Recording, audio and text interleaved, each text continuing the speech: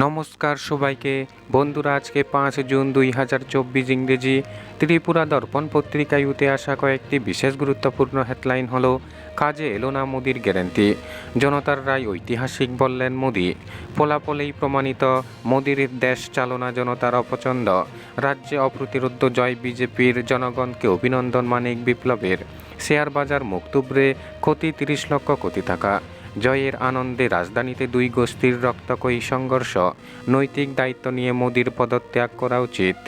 বন্ধুরা, প্রথমে আমরা যেই হেডলাইনটির বিস্তারিত আলোচনা দেখব সেই হেডলাইনটির নাম হলো কাজে এলো না মোদির গ্যারান্টি, একক সংখ্যাগরিষ্ঠতা পেল না বিজেপি, বাংলায় অপ্রতিরোধ তৃণমূল কংগ্রেস, উত্তরপ্রদেশ সহ কয়েকটি রাজ্যে নজর খারাপ ফলাফলে উজ্জীবিত ইন্ডিয়া জোট, সারা জাগাতে পারেনি রাম মন্দির, হতাশ বিজেপি, দাহা ফেল এক্সিট পোল।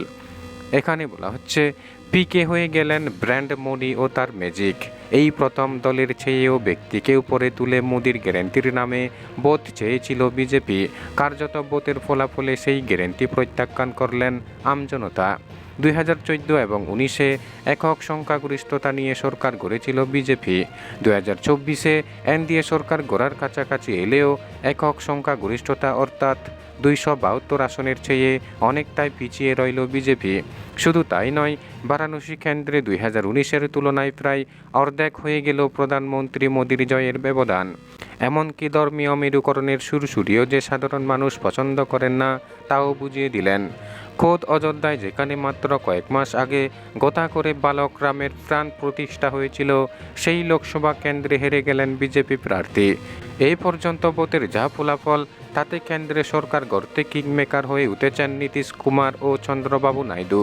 সরকার গড়ার চাবিকাঠি তাদের হাতেই, তাই এনডিএ এবং ইন্ডিয়া দুই পক্ষই তাদের পাশে পেতে চাইছে। বিজেপির সবচেয়ে বড় ধাক্কা এসেছে উত্তরপ্রদেশ থেকে, আর তারপর যদি বলা যায় পশ্চিমবঙ্গ থেকে।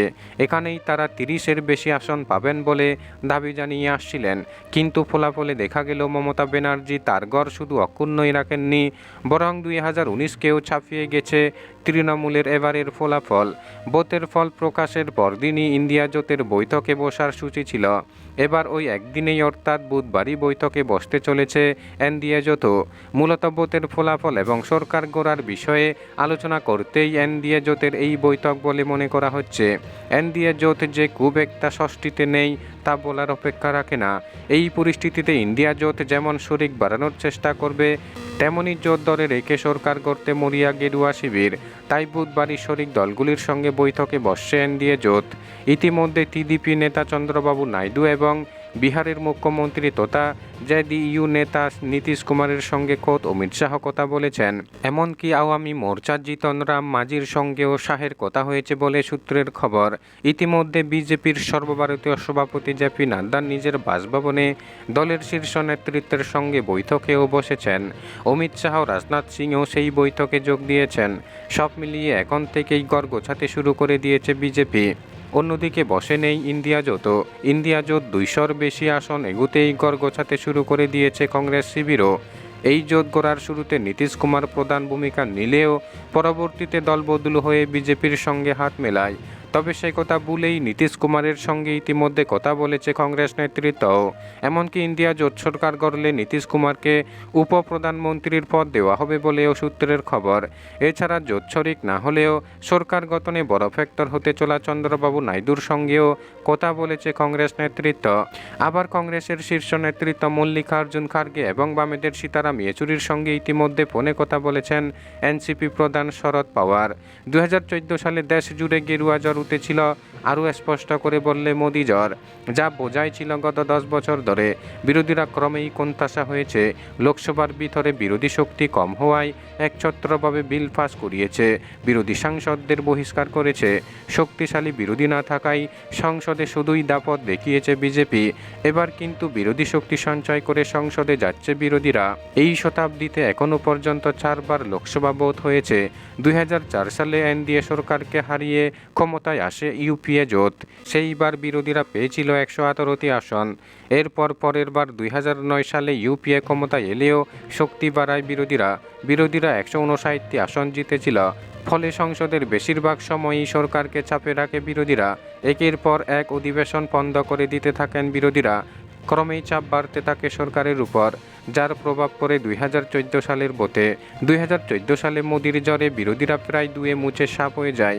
সেই বছর কংগ্রেস মাত্র 44টি আসন পায়, বিরোধীরা সর্বসাকুল্যে পেয়েছিল 59টি আসন। ফলে 5 বছর সংসদের ভিতরে কোনো কথা বলতেই পারেননি বিরোধীরা।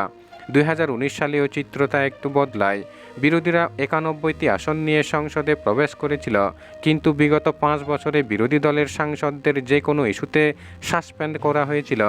2024 সালের লোকসভা ভোটের যা ফলাফল, তাতে রেকর্ড সংখ্যা নিয়েই সংসদে প্রবেশ করতে চলেছেন বিরোধীরা। প্রায় 230টির কাছাকাছি আসন পেতে চলেছেন বিরোধীরা। ফলে এবার কিন্তু সরকার গঠন করলেও বিরোধীদের সঙ্গে ব্যবহার বদল করতে হবে মোদী সরকারকে। এবার অন্তত প্রশ্ন করলেই বিরোধী সাংসদদের বহিষ্কার করতে পারবেন না সরকার। কোনো রকম আলোচনা ছাড়াই সংসদে বিল পেশ করতে পারবেন না। গত 10 বছরে সে তাই করে এসেছে মোদী অমিত শাহ জুটি। এবার কিন্তু একক সংখ্যাগরিষ্ঠতা পাচ্ছে না বিজেপি। ফলে অহংকারের পতন হবে মোদী সরকারের। এই বছরের শুরুতেই মহাসমারোহে রাম মন্দিরের উদ্বোধন করেছিলেন প্রধানমন্ত্রী নরেন্দ্র মোদী।